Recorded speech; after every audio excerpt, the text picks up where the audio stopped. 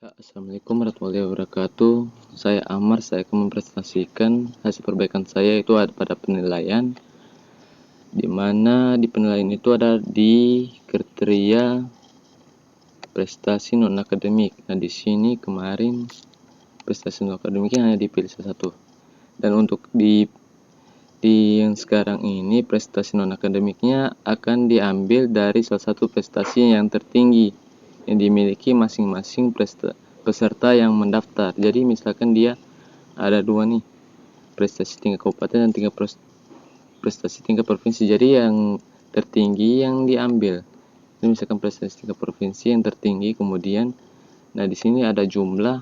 Nah di sini jumlahnya yaitu kalau misalkan dia kurang dari atau sama dengan 2, yaitu nilainya akan tersimpan nanti nilai standar, yaitu misal dia 6 di nilai yang ada standarnya, yaitu kemudian kalau dia lebih dari 2 itu bertambah 1 dari standar ini yang ada, yaitu 6 tambah 1 yaitu akan berjumlah 7.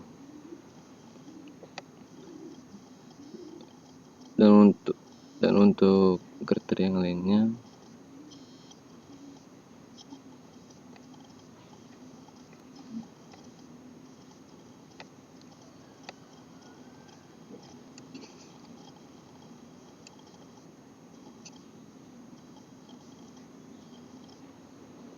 ya, di sini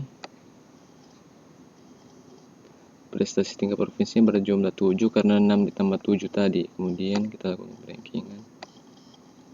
Untuk hasil akhirnya ya di sini 7. Ya, di sini untuk standarnya 0,55 yaitu lolos dia.